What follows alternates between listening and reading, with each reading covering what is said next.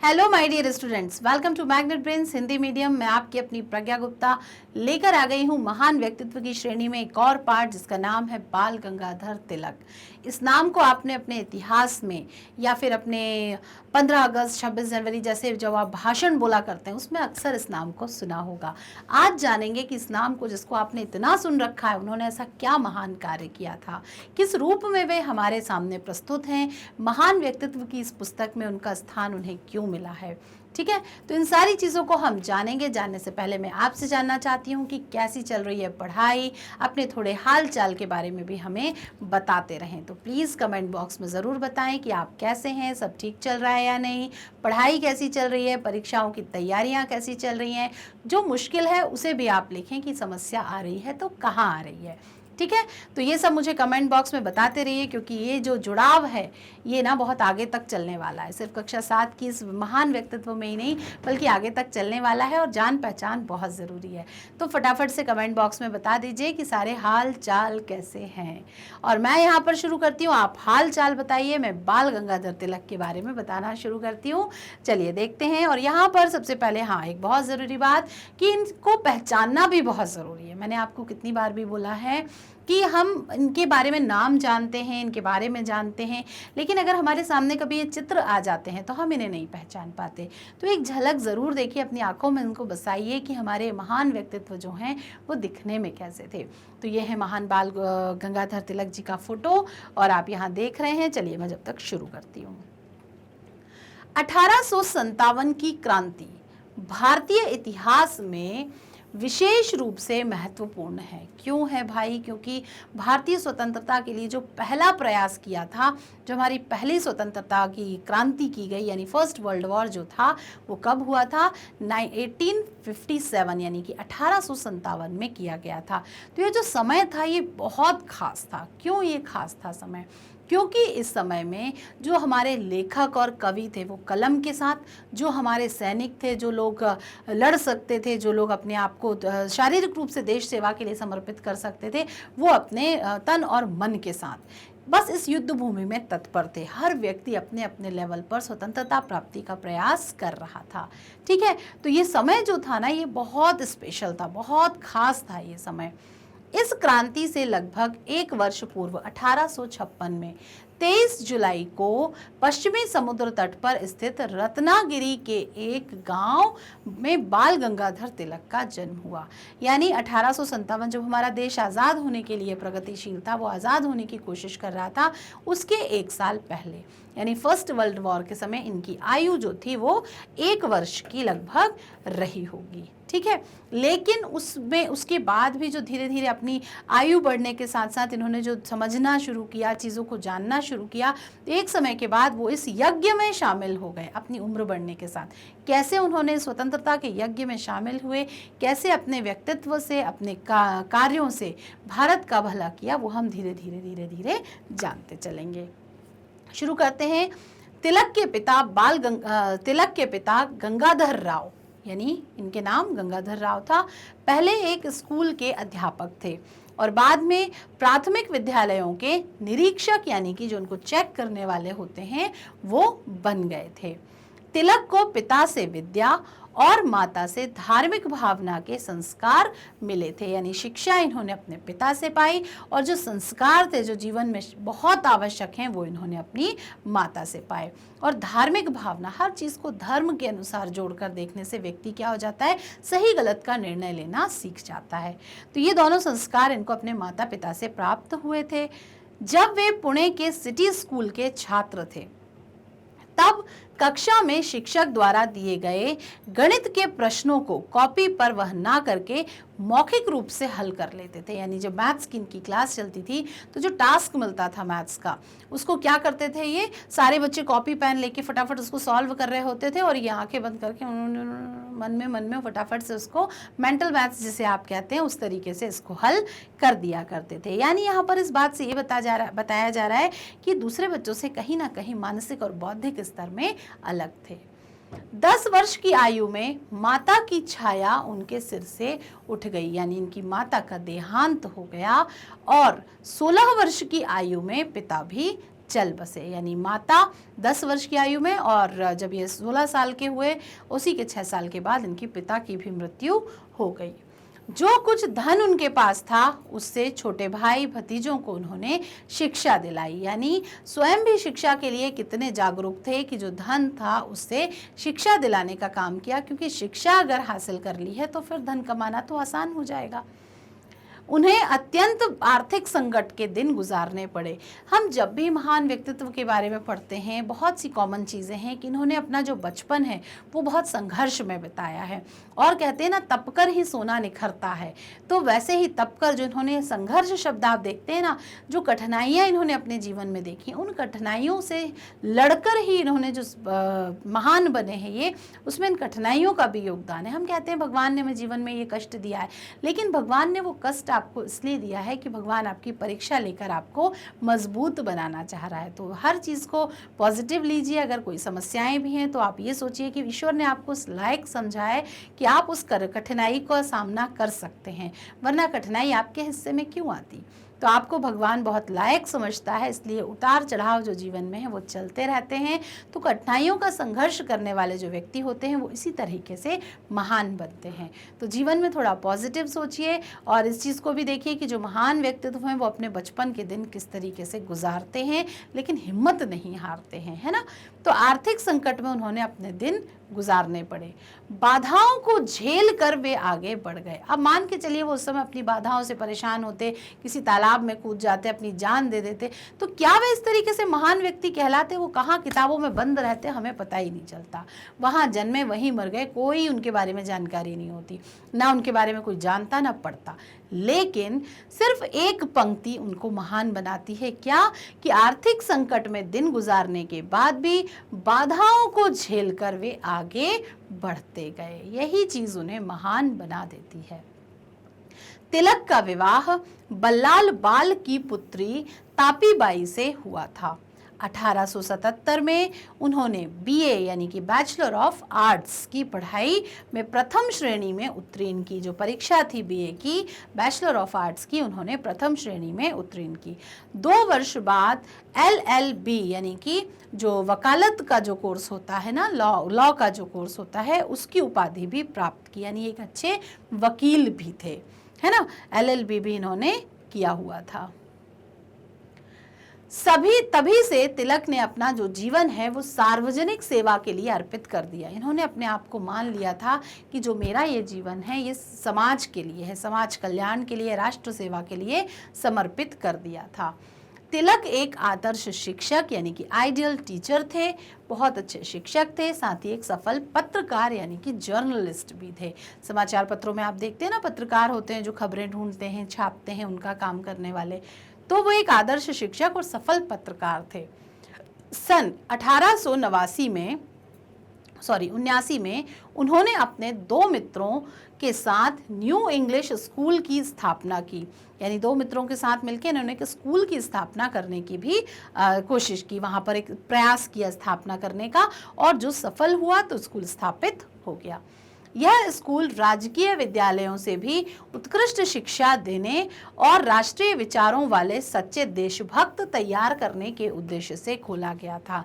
यानी एक देशभक्त बनाने की फैक्ट्री स्कूल था। क्या होता है, नॉर्मल स्कूल सिर्फ पढ़ाई पर ध्यान देते हैं, लेकिन जो इनका स्कूल था उसमें पढ़ाई तो हो रही थी, शिक्षा देने का काम तो हो रहा था, साथ ही साथ उत्कृष्ट शिक्षा के साथ राष्ट्रीय विचारधारा को भी बल दिया जा रहा था कि भाई किस तरीके से उनमें नेशनलिज्म का भाव जगाया जाए, है ना। और साथ ही साथ सच्चे देशभक्त कैसे तैयार किए जाए, मातृभूमि की सेवा के लिए उन्हें कैसे तत्पर किया जाए, उन्हें कैसे बताया जाए कि आज के नवयुवकों से देश क्या चाहता है, हमारी भारत माता क्या चाहती हैं। तो ये सब चीज़ें सिखाने के लिए वो स्कूल खोला गया था। 4 वर्षों में ही छात्रों की संख्या 1009 हो गई थी। यानी 1, 2, 3, 4 से बढ़ता ये 1009 छात्रों तक वहाँ पर पहुँच गया। सन 1881 में तिलक की सामाजिक सेवा का दूसरा दौर चला, मतलब अब इनने समाज सेवा के लिए दूसरा स्टेप शुरू किया। उन्होंने मराठी भाषा में केसरी समाचार पत्र का प्रकाशन किया। कौन सी भाषा में? मराठी भाषा में, क्योंकि वहाँ के ज़्यादातर भाषाभाषी लोग जो थे वो मराठी होंगे। तो उन्होंने क्या किया, केसरी नामक एक समाचार पत्र शुरू किया। समाचार पत्र लोगों के लिए एक बहुत बड़ी ताकत का काम करता है, क्योंकि न्यूज़पेपर से कोई भी बात जल्दी सर्कुलेट होती है, हर कोई उसको पढ़ता है। तो किसी भी बात का संदेश देने के लिए, क्योंकि समाचार पत्र घर घर में पहुंचता है, घर के सारे लोग उसको पढ़ते हैं, तो कोई भी मैसेज देने के लिए समाचार पत्र, एक मीडिया जो है वो बहुत अच्छा साधन हो सकता था। और अंग्रेजी भाषा में मराठा पत्र के साथ भी निकलने लगा। ठीक है, जो केसरी समाचार पत्र का प्रकाशन किया वो अंग्रेजी भाषा में जो मराठा पत्र था वो भी साथ में निकलने लगा। तो इस तरीके से इन्होंने समाचार पत्रों की भी शुरुआत की। हमने अभी कुछ देर पहले पढ़ा था ना कि वे एक आदर्श शिक्षक भी थे और एक अच्छे पत्रकार भी थे। यद्यपि तिलक सन 1885 से सार्वजनिक कार्यों में सक्रिय रूप से, एक्टिव पार्टिसिपेशन जिसे कहते हैं, सक्रिय रूप से भाग ले रहे थे, तथापि राजनीति में वे पहले सन 1889 में आए थे।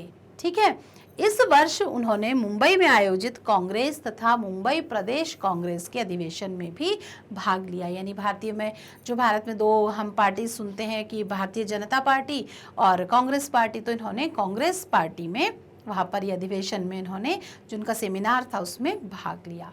यह संवैधानिक आंदोलनों का युग था, यानी अब ये सामाजिक कार्य करते करते थोड़ा सा राजनीति की तरफ भी आ गए थे। समाज सुधारकों का दल अंग्रेजों का तीव्र विरोध नहीं कर रहा था, परंतु तिलक जनता को उत्तेजित करके खुलकर विरोध करने के पक्ष में थे।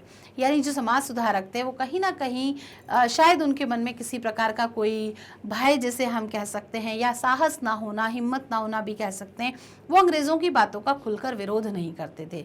लेकिन तिलक का कहना क्या था कि आपको जो पसंद नहीं हो आप उसका खुलकर विरोध करें, और इसके लिए उन्होंने लोगों को जागरूक करने का काम भी किया था। तो आगे देखते हैं, तिलक के जो प्रस्ताव पर दक्षिण शिक्षा समाज नामक एक संस्था भी उन्होंने बनाई गई। उन्होंने एक संस्था बनाई जिसका नाम था दक्षिण शिक्षा समाज। तिलक पहले राजनीतिक स्वतंत्रता चाहते थे, फिर समाज सुधार, किंतु उनके मित्र समाज सुधार को प्रथम स्थान देते थे। ठीक है, अब उन्होंने, तिलक ने जो प्रस्ताव दिया उससे कौन सी एक समाज बनाया गया? दक्षिण शिक्षा समाज। अब उनके मित्र चाहते थे कि भाई राजनीति बाद में हो सकती है, पहले समाज सुधारने का कार्य किया जाए, लेकिन तिलक फिलहाल अभी राजनीतिक स्वतंत्रता चाह रहे थे। इसी बात को लेकर दोनों में मतभेद हुआ। मतभेद यानी कुछ दोनों में वाद विवाद टाइप का हो गया कि भाई दोनों के मत अलग अलग थे, वो ये चाहते थे, वो ये चाहते थे, तो उन दोनों के बीच में थोड़ी कहासुनी टाइप हो गई। और तिलक ने दक्षिण शिक्षा समाज से त्यागपत्र यानी कि रेजिग्नेशन दे दिया, भाई कि अब मैं इसमें काम नहीं कर पाऊंगा और मैं त्याग रहा हूं, यहाँ से मेरा नाम हटा दिया जाए। इस प्रकार दोनों मित्रों के मतभेद के कारण क्या हुआ, वो उन्होंने वहां से रिजाइन कर दिया। कांग्रेस के सदस्य यद्यपि मिलजुल कर काम करते थे, तथापि उनमें भी कुछ ना कुछ मतभेद शुरू हो गए। जब बहुत सारे लोग किसी टीम में रहकर कोई काम करते हैं तो ज़रूरी नहीं है कि एक ही विषय पर सबके विचार एक से हों, हर कोई अपने तरीके से सोचता है। तो यहाँ पर कांग्रेस में भी क्या हो गया था, लोग बढ़ने के कारण, लोगों का संख्या बढ़ गई थी, तो जो विचारों के मतभेद थे, कंट्रोवर्सी जो उनके बीच में होती थी, वो बढ़ने लगी, मतलब मतभेद उनके बीच में बढ़ने लगे। 1907 में कांग्रेस का अधिवेशन सूरत में हुआ। इसमें कांग्रेस के सदस्यों में ही परस्पर फूट पड़ गई और कांग्रेस दो दलों में बट गई। यानी जो एक भारतीय कांग्रेस थी वो मतभेद के कारण दो दलों में डिवाइड हो गई। यानी ये तो कांग्रेस ही थी, ठीक है, अब कांग्रेस के क्या हो गए, दो दलों में वो डिवाइड हो गई ऐसे करके। कौन कौन से? पहला उदारवादी दल, ये हो गया उदारवादी, और दूसरा था उग्रवादी। यानी एक था उदारवादी यानी जो बहुत शांति समझाइशों के साथ आराम से काम करना पसंद करता था, और एक उग्रवादी जो हर चीज में आंदोलन करना, धरना देना, लड़ाई झगड़ा, रैली, सभा, समर्थन, ये सब काम करना पसंद करता था। अब जो हमारे गोपाल कृष्ण गोखले जी थे वो किस में थे? उदारवादी दल में थे, और बाल गंगाधर जो तिलक थे वो उग्रवादी दल में थे। ठीक है, तिलक उस समय अन्याय और अत्याचार पूर्ण व्यवस्था में शीघ्र परिवर्तन लाना चाहते थे। ये चाहते थे कि जो ये परिवर्तन है ये जरा जल्दी से आ जाए। वे बार बार राजनीतिक स्वाधीनता और विदेशी माल के बहिष्कार के संकल्प दोहराया करते थे। ये बार बार क्या कहते थे कि हमें पॉलिटिकली तरीके से भी आज़ादी मिलनी चाहिए और विदेशी माल का बहिष्कार, मतलब जो भारत में जो माल है, जो चीज़ें हैं जो दूसरे देशों से भारत में आ रही हैं, उनका बहिष्कार किया जाए। यानी स्वदेशी आंदोलन पर इन्होंने विशेष बल दिया कि जो चीज़ें हमारे भारत में बनती हैं उन्हीं का प्रयोग किया जाए। जो विदेशों से जो चीज़ें आ रही हैं उनको खरीद कर उनका प्रयोग करके हम किसे लाभ दे रहे हैं? विदेशी कंपनियों को दे रहे हैं। तो ये उस समय विदेशी माल के बहिष्कार यानी कि बार बार कहते थे कि विदेशी माल का किसी भी प्रकार से प्रयोग ना किया जाए।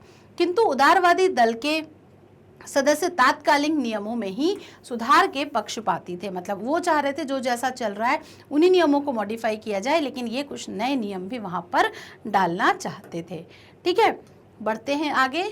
तिलक पर अंग्रेजों द्वारा कई बार राजद्रोह का आरोप भी लगाया गया। मतलब अंग्रेजों का शासन था, तो राजद्रोह मतलब अपने शासन के साथ कुछ बुरा करने का आरोप यानी इल्जाम भी उन पर लगाया गया। इन पर राजद्रोह का पहला मुकदमा केसरी में प्रकाशित हुआ, जो उनके वीर लेख वीर पूजा के कारण चलाया गया था। इन्होंने एक वीर पूजा नाम का एक लेख लिखा था, उसे राजद्रोह मानकर इन पर एक मुकदमा चलाया गया। मुकदमा यानी केस चला इन पर। परंतु न्यायालय के निर्णय के बाद भी तिलक ने यही कहा कि मेरे लेख से राजद्रोह की कोई झलक नहीं मिलती। मैंने किसी भी प्रकार से अपने आर्टिकल यानी लेख के माध्यम से लोगों को भड़काने का या राजद्रोह करने का कोई काम नहीं किया। मैं निर्दोष हूँ, मतलब कि मेरी कोई गलती नहीं है। ये वहाँ ये मानने को तैयार नहीं थे कि इन्होंने कुछ गलत किया है या इन्होंने जो आर्टिकल लिखा है, जो लेख लिखा है, वो किसी भी प्रकार से राजद्रोह करता है, यानी कुछ गलत मैसेज भेज रहा है वो, है ना। ये उन्होंने नहीं माना था। न्यायालय के द्वारा, न्यायालय यानी कोर्ट के द्वारा उन्हें 18 माह की कठोर सजा दी गई। जनता ने इस दंड को न्याय की हत्या घोषित किया। यानी जब उनको सजा दी गई तो लोगों को क्या लगा कि अगर इनको एक अच्छा काम करने के लिए सजा मिल सकती है तो फिर तो ये न्याय की हत्या हुई। यानी जो भी व्यक्ति न्याय चाहेगा उसको आप इस तरीके से हत्या करवा दोगे उसकी, या उसको आप जेल में डलवा दोगे, राजद्रोह का मुकदमा कर दोगे। तो लोगों ने इसे न्याय की हत्या घोषित किया और उसकी निंदा की। यानी लोग कोर्ट के अगेंस्ट भी बात करने लगे, ठीक है, क्योंकि कहीं ना कहीं ये सही थे। कई अंग्रेज तथा भारतीय विद्वानों ने तिलक की रिहाई की मांग की। यानी उस समय में भी कुछ ऐसे लोग थे जो सपोर्ट की बात कर रहे थे। तो कई अंग्रेजों ने और साथ ही साथ भारतीयों ने मिलकर तिलक की रिहाई, मतलब कि उनको बाहर, जेल से बाहर निकालने के लिए कोशिश की कि इनको ये निर्दोष है और इन्हें जेल से बाहर निकाला जाए, इन्हें आज़ाद किया जाए। और निश्चित तिथि से 6 माह पूर्व ही उन्हें रिहा कर दिया गया। यानी उनको कितने माह की सजा हुई थी? 18 माह की। तो अगर इसमें से 6 माह कम कर दिए जाएंगे तो कितना हो जाएगा? फिर उन्हें मात्र 1 साल ही वहां पर रहना पड़ा था, ठीक है। यानी 18 माह में से फिर 12 महीने यानी कि 1 साल उनको जेल में रहना पड़ा।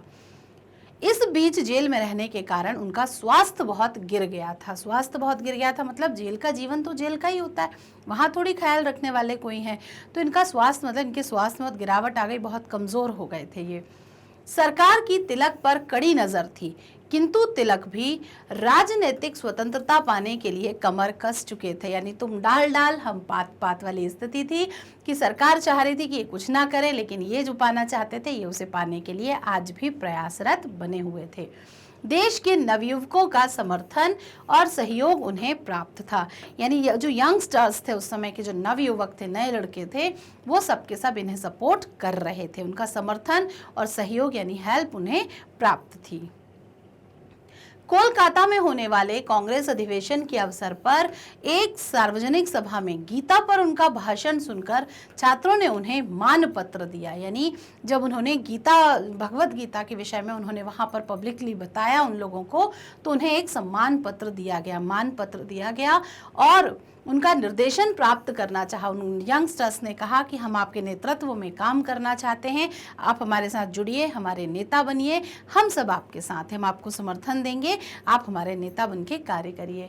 तब से उन्हें लोकमान्य की उपाधि दी गई और इनका नाम बाल गंगाधर तिलक की जगह पूरा नाम लोकमान्य बाल गंगाधर तिलक इनका नाम हो गया था।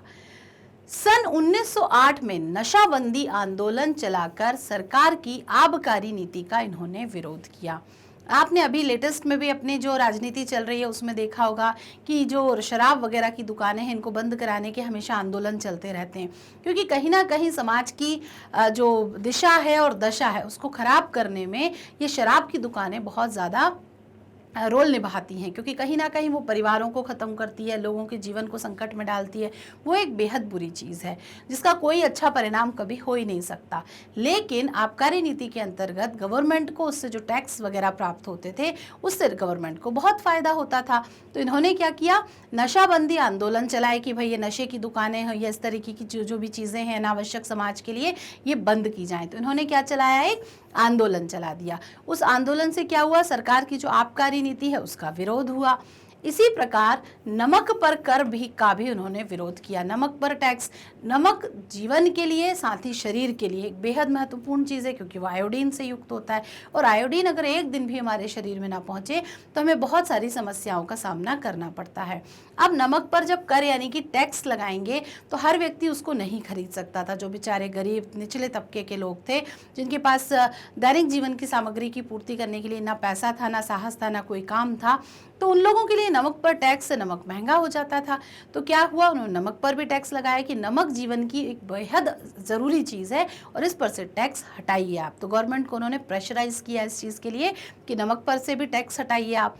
तो गांधी जी का नमक सत्याग्रह भी इसी समय से प्रारंभ हुआ। आपने दांडी सॉल्ट मार्च के बारे में अपने सोशल साइंस में पढ़ा होगा और हिंदी में भी अभी आप देख रहे हैं। तो जो नमक सत्याग्रह था कि नमक सबके लिए आवश्यक है और इस पर कोई टैक्स नहीं होना चाहिए, इस सत्याग्रह भी तभी शुरू हुआ जब ये तिलक भी उसी का आंदोलन कर रहे थे। महाराष्ट्र की जनता इस समय नमक कर से बहुत असंतुष्ट थी। महाराष्ट्र में उस समय वाकई बहुत रोष व्याप्त था कि नमक जैसी चीज़ पर टेस्ट, क्योंकि हर एक चीज़ बिना नमक के टेस्टलेस है। कोई भी चीज़ में अगर नमक कम होता है तो हमसे नहीं खाया जाता, तो सोचिए बिना नमक का खाना तो और कितना मुश्किल होगा।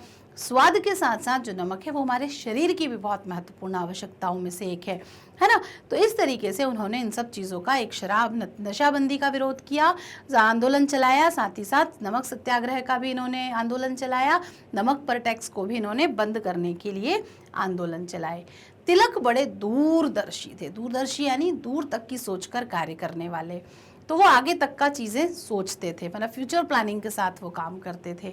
वे जानते थे कि कांग्रेस में केवल पढ़े लिखे और धनी वर्गों तक ही सीमित रहने से उनका उद्देश्य पूरा नहीं होगा, क्योंकि कांग्रेस में उस समय जो लोग शामिल थे वो कौन थे, पढ़े लिखे तो से ही, साथ में धनी वर्ग के लोग थे जिनके पास रुपया पैसा धन संपन्नता थी। अब जब जिनके जेब में पैसा है और डिग्री है उनके पास, तो वो व्यक्ति देश की स्वाधीनता के लिए इतना प्रयास क्यों करेगा, क्योंकि उसका काम तो चल रहा है ना। तो वो व्यक्ति क्यों देश की स्वाधीनता के लिए ज़्यादा मेहनत करेगा। वह देश की स्वतंत्रता चाहते थे और यह तभी संभव था जब कांग्रेस को आम जनता के साथ जोड़ा जाए।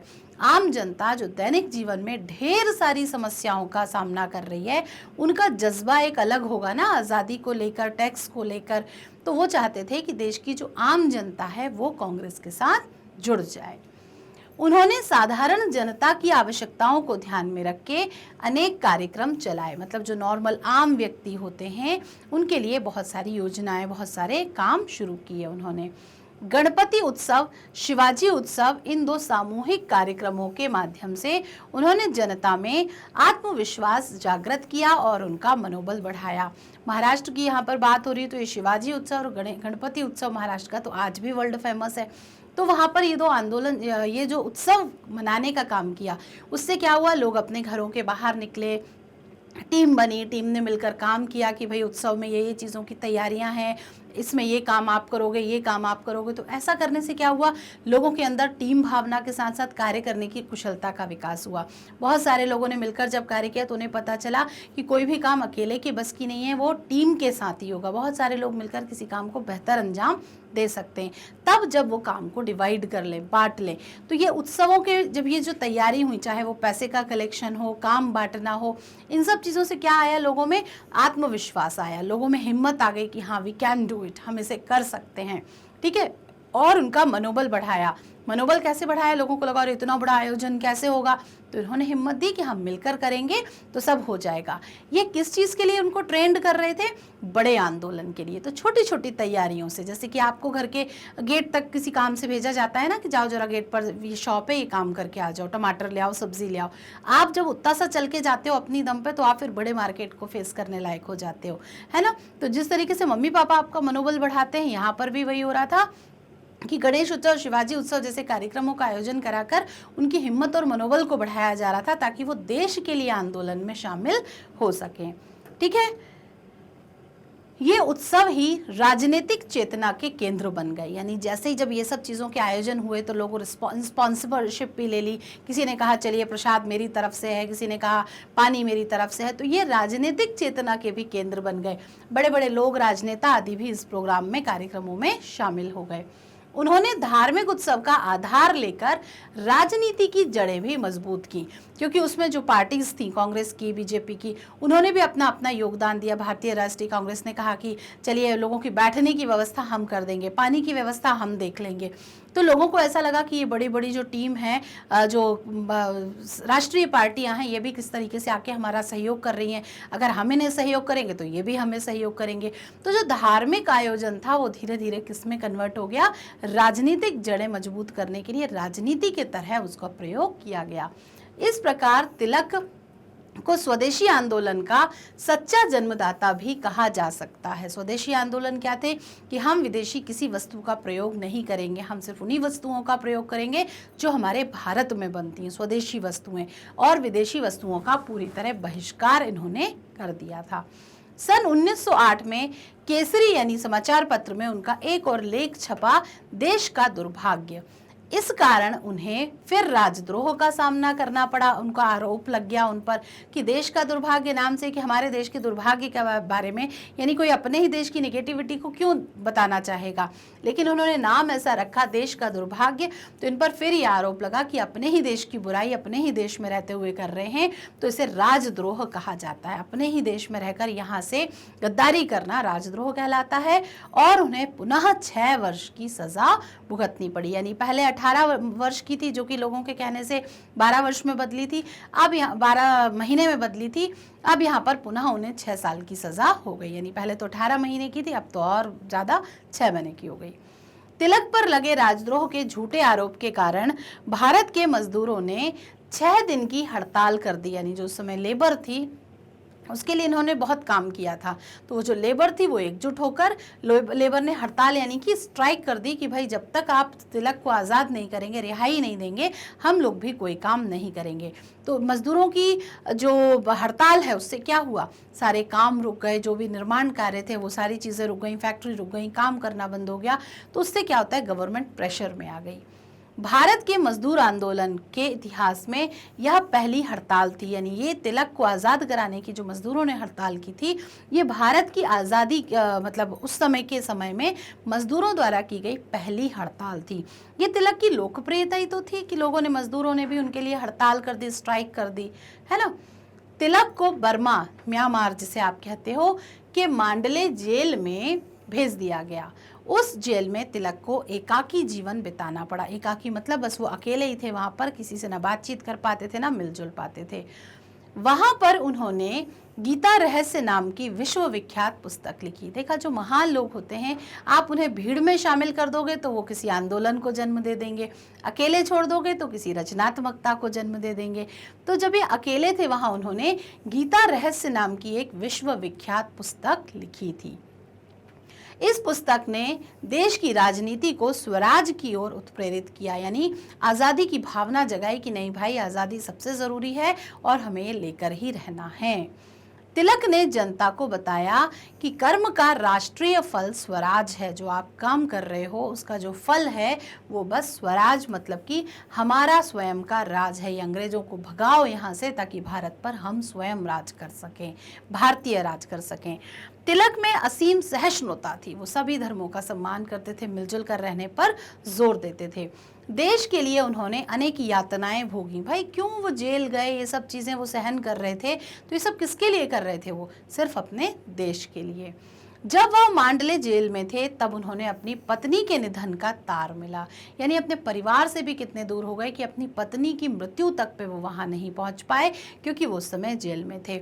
उन्होंने जब तार मतलब कि मैसेज प्राप्त हुआ, उस समय तार चलते थे, तो तार मिला तो उन्होंने अपने बच्चों को आश्वासन भेजा कि जब तक जब उनके स्वयं के माता पिता की मृत्यु हुई थी तब वे भी बहुत छोटे थे, यानी वहां रहकर उन्होंने एक हिम्मत देने का काम किया कि तुम लोग अभी छोटे हो, तुम्हारे पिता जेल में हैं, माता की मृत्यु हो गई है, तो हिम्मत मत हारो, क्योंकि जब मैं बच्चा था मेरी भी माता की जो मृत्यु है वो 10 वर्ष की आयु में और पिता की 16 वर्ष की आयु में हो गई थी, यानी मैंने भी अपने माता पिता को बहुत कम आयु में ही खो दिया था। ठीक है, तो इस तरीके से उन्होंने अपने बच्चों को हिम्मत देने की काम की। अतः उनके बच्चों को उनसे शिक्षा लेनी चाहिए कि अपना समय शोक में व्यतीत नहीं करना है, उन्हें साहस के साथ परिस्थितियों का सामना करना चाहिए। एक बहुत जोरदार तालियां बजती हैं कि एक ऐसा पिता जो जेल में रहकर अपने बच्चों को इतनी हिम्मत दे रहा है, इतना मनोबल बढ़ा रहा है उनका, तो वाकई ये तारीफ काबिल है कि आप इस समय शोक मत करो अपनी माता का, आप राष्ट्र के बारे में सोचो, देश के बारे में सोचो, और आपको साहस के साथ इन परिस्थितियों का सामना करना चाहिए। मतलब हैट्स ऑफ है ऐसे व्यक्ति को वाकई। जेल से छूटने के बाद वे पुनः देश सेवा में लग गए। वहां से निकलने के बाद ये नहीं कि अब इस काम के लिए मैं जेल गया था, अब तो मैं ये काम नहीं करूंगा, लेकिन वो वहां से निकलने के बाद बाहर आए और पुनः उसी काम में दोबारा जुट गए, क्योंकि लक्ष्य जो था वो एकदम फोकस्ड थे कि मुझे देश को स्वराज दिलाना है, देश को स्वतंत्र कराना है। उन्होंने जनता को स्वशासन की प्रेरणा दी और होम रूल लीग की स्थापना की। ये ग्रुप था जिसमें लोगों को मिलकर कार्य करना था। वे देश में अपना शासन और अपनी व्यवस्था चाहते थे। अपना मतलब कि भारतीयों का, यहाँ अपने शब्द से पर्सनल वर्ड नहीं है, वो अपना अपना यानी भारतीयों का। सन 1906 में मुस्लिम लीग बन चुकी थी और विदेशी शासन उसे कांग्रेस के विरुद्ध भड़का रहे थे। किसको? मुस्लिम लीग को। विदेशी शासन उसको भड़का रहे थे कि भाई आप आपस में फूट डालो। अंग्रेजों का एक और नियम था, आपको पता हो तो, डिवाइड एंड रूल पे वो बहुत बिलीव करते थे। डिवाइड एंड रूल यानी लोगों को बटा रहने दो, लोग एक हो जाएंगे तो एकता की शक्ति हो जाएगी। इन लोगों को आपस में ही लड़ाते बढ़ाते रहो जिससे ये लोग एक ही ना हो, और एक नहीं होंगे तो ये लोग इतनी स्ट्रेंथ, इनकी ताकत बढ़ेगी नहीं कि कभी हम अंग्रेजों का सामना कर पाएं। तो अंग्रेज हमेशा डिवाइड एंड रूल में बिलीव करते थे, मतलब लोगों को हमेशा आपस में ही लड़ने भिड़ने दो ताकि वो लोग एकजुट होकर कभी हमारा सामने खड़े भी ना हो पाए। ठीक है। श्रीमती एनी बेसेंट कांग्रेस में सम्मिलित हो गई। अब एनी बेसेंट याद है आपको? कुछ दिन पहले हमारे प्रीवियस वीडियोस पर आप एक नज़र डालें, कुछ पुराने पाठों में हमने पढ़ा था, एक विदेशी महिला थी जो भारत में आई और फिर यहीं की होकर रह गई थी। तो अब एनी बेसेंट इसी समय उनकी एंट्री हुई और वो कांग्रेस में सम्मिलित हो गई थी। होम रूल लीग की विधिवत स्थापना 28 अप्रैल 1916 को की, यानी सब कुछ स्वतंत्रता के पहले की बातें हो रही हैं। वास्तव में ये कार्य तिलक के राजनीतिक जीवन की एक महान सफलता का घोतक था। वो हमेशा से राजनीतिक स्वतंत्रता चाहते थे, तो यहाँ से भाई उनकी राजनीतिक स्वतंत्रता की शुरुआत हो गई। इसी समय कांग्रेस का अधिवेशन लखनऊ में हुआ। इस समय तक उग्रवादी और उदारवादी दोनों दलों में समझौता हो गया। मैंने आपको बताया था ना कि कांग्रेस दो भागों में बट गई थी, उदारवादी नेता और उग्रवादी नेता। तो दोनों जो उदारवादी नेता और उग्रवादी नेता थे, अब उनमें समझौता यानी कि पैचअप हो गया कि भाई अब अलग अलग नहीं, हम मिलकर काम करते हैं। उदारवादी धीरे धीरे कांग्रेस से हट रहे थे और कांग्रेस में तिलक का प्रभुत्व जम रहा था, यानी जो तिलक थे उनका प्रभुत्व मतलब उनका प्रभाव अब बढ़ने लगा था, लोगों ने अपना अच्छा लीडर मानने लगे थे। मुस्लिम लीग से भी कांग्रेस का समझौता हो गया था, यानी अब मुस्लिम लीग भी कांग्रेस के साथ मिलकर कार्य करने को तैयार हो गई थी। भारत की राष्ट्रीय भावनाओं को ब्रिटिश लोक पक्ष के समक्ष प्रस्तुत करने के लिए तिलक इंग्लैंड गए। किस लिए? भारत क्या चाहता है, उसने अपनी इच्छाओं की जो लिस्ट बनाई कि भाई हमको स्वतंत्र होना है और हमारे ये नियम कायदे कानून है, तो उन राष्ट्रीय भावनाओं को ब्रिटिश लोक पक्ष मतलब ब्रिटिश सरकार के सामने रखने के लिए वो कहाँ गए थे? इंग्लैंड गए थे। इंग्लैंड में भी तिलक ने पूर्ण स्वराज के लिए अनेक सभाओं का आयोजन किया। वहाँ पर भी कुछ भारतीय थे, उनके लिए उन्होंने वहाँ ये बताने के लिए कि भाई हमको पूर्ण स्वराज चाहिए, हमारा इंडिया, हमारा भारत आप छोड़ दो, आप आज़ाद करो, हमारा भारत हमें वापस दो। ठीक है, इसके लिए वहाँ पर भी अनेक सभाओं का यानी मीटिंग्स, भाषण, अधिवेशनों का आयोजन किया उन्होंने। उन्होंने अनेक हैंड बिल भी प्रकाशित कराए। ब्रिटिश सरकार ने परिस्थितियों से घबराकर रोलेक्ट एक्ट पास किया, जिसके परिणाम स्वरूप भारत में भाषण और संगठन की स्वतंत्रता पर प्रतिबंध लगा दिया। आप अपनी सिविक्स में पढ़ते हो ना, right to education, right to speak, यानी हम भारतीयों को जो हमारे मौलिक अधिकार थे वो ये प्राप्त है कि हम कहीं पर भी अपनी बात कह सकते थे।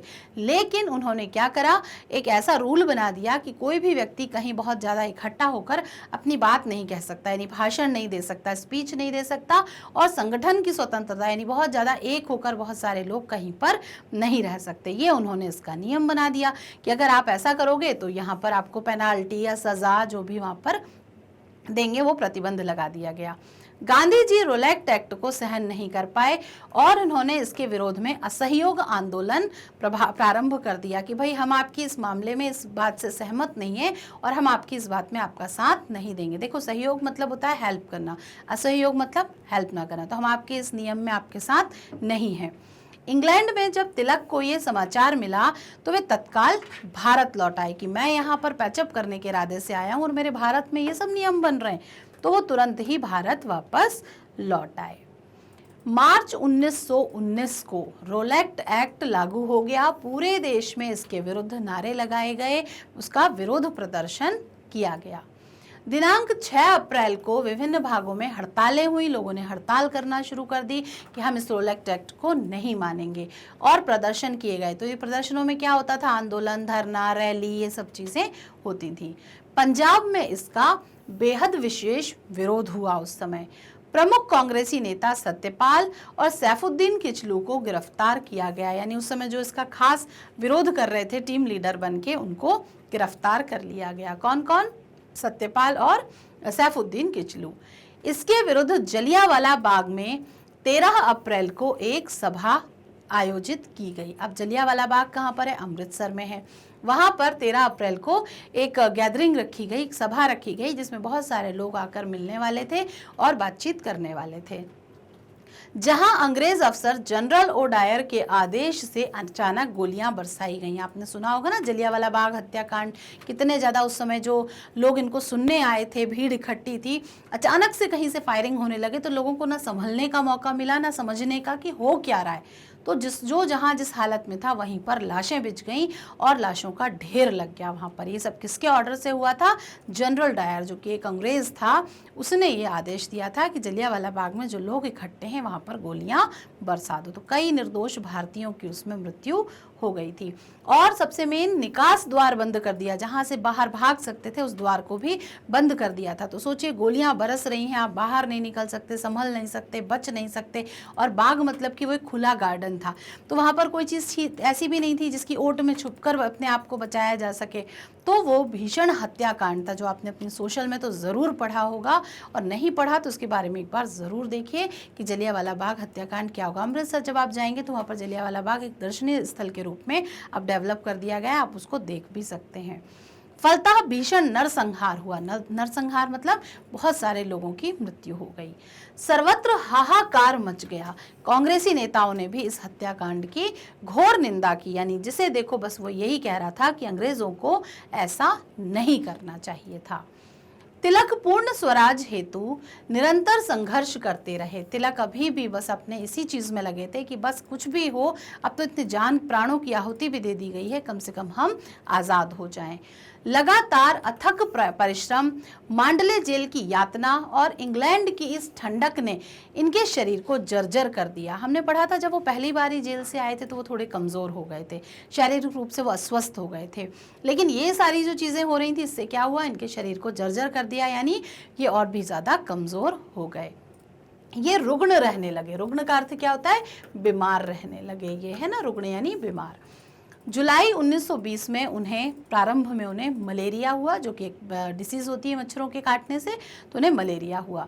मलेरिया चल ही रहा था कि अंतिम सप्ताह में निमोनिया हो गया, जो कि लंग्स और जो रेस्पिरेटरी सिस्टम है, जो हमारा श्वसन तंत्र है, उस पर इफेक्ट डालता है सर्दी की वजह से। तो अब निमोनिया भी हो गया। दोनों चीज़ें एक साथ होने के कारण क्या हुआ, उनकी दशा बिगड़ने लगी। अब उनकी कंडीशन और ज़्यादा खराब होने लगी। बुलंद आवाज़ मंद पड़ने लगी। जिस बुलंद आवाज़ से वो बात करते थे, अब वो आवाज़ धीरे धीरे रेस्पिरेटरी निमोनिया वगैरह होने के कारण मंद हो गई। अब वो बोलचाल में उतने अच्छे से बात नहीं कर पा रहे थे। दृष्टि यानी नज़र कमज़ोर हो गई थी। श्रवण शक्ति यानी सुनने की क्षमता भी उनकी बहुत कमज़ोर हो गई थी। सभी उपचार यानी कि जो भी ट्रीटमेंट उनको दिया जा रहा था वो निरर्थक, मतलब बेकार साबित हो रहा था, उसका कुछ भी असर नहीं हो रहा था। अंततः 1 अगस्त 1920 को भारतीयों को पूर्ण स्वराज देने हेतु जो इनकी मुहिम थी, ठीक है, उसका उत्प्रेरित कर भारत माता का यह सपूत सदा के लिए सो गया। यानी कि ये लोगों को जिस बात के लिए जगाना चाहते थे, वो जगाने वाला जो व्यक्ति था वही उस समय सो गया, यानी स्वयं वो मृत्यु को प्राप्त हो गए। कब? 1 अगस्त 1920 को। देश कब आज़ाद हुआ? 1947 में, है ना। और कब? 1920 में, यानी कई साल पहले ही उनकी मृत्यु हो गई। इनकी मृत्यु के अवसर पर जनसमूह की बाढ़ देखकर विट्ठल भाई पटेल ने कहा था। कौन थे विट्ठल भाई पटेल?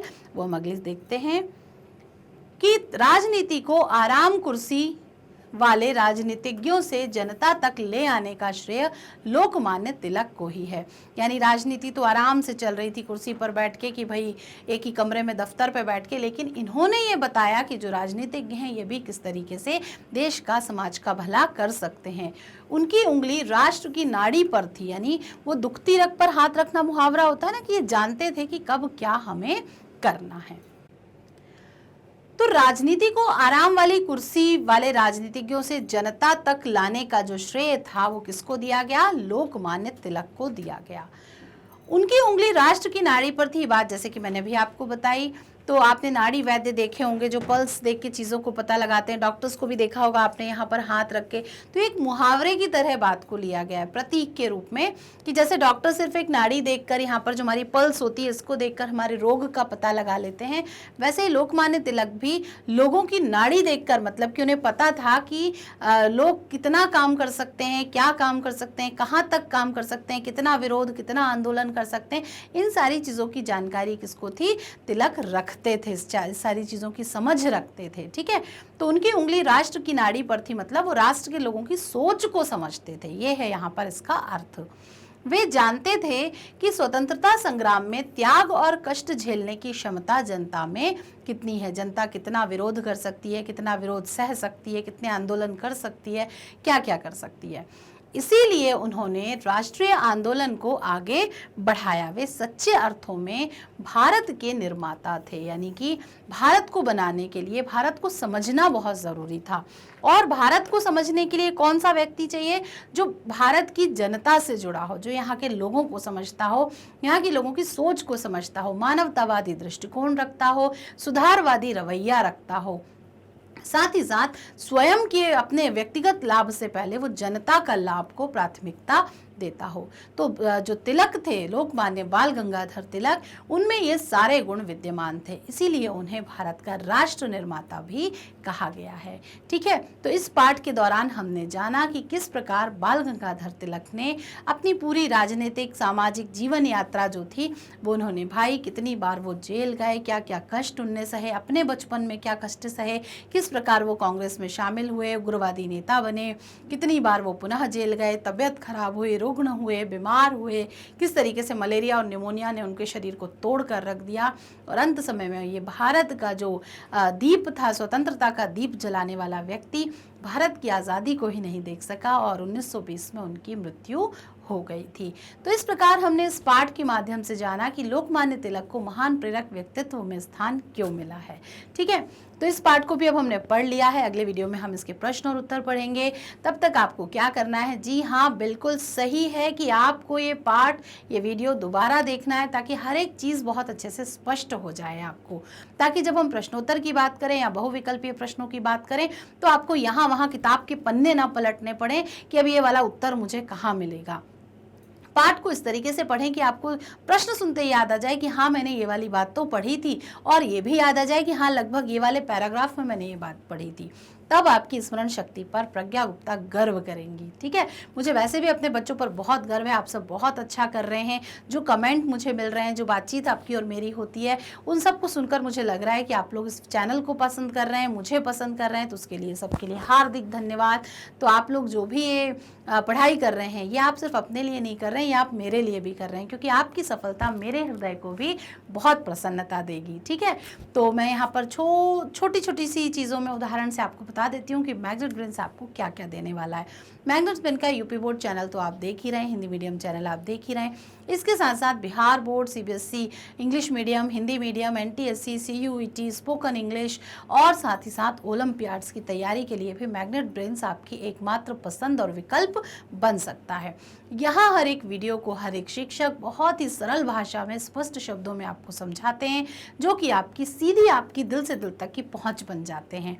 ठीक है, तो आप ये चीज़ तो महसूस कर ही रहे होंगे कि हम जो आपको समझा रहे हैं वो आपको अच्छे से समझ में आ रहा है। इसका मतलब है कि हम आपके लेवल पे आके चीज़ों को समझा रहे हैं, जिस भाषा में आप समझना चाहते हैं उसमें आपको समझा रहे हैं। आपके कमेंट्स हमारे लिए बहुत मायने रखते हैं, आप हमारे लिए बहुत मायने रखते हैं। तो इस तरीके के सुझाव और समझाइश जो आप देते हैं उस पर तुरंत अमल भी हो रहा है। लिंक, बुक्स और ई बुक्स के कलेक्शन के लिए भी आप डिस्क्रिप्शन बॉक्स में जो लिंक दिए उससे आप वो बुक्स और ई बुक्स भी मंगवा सकते हैं।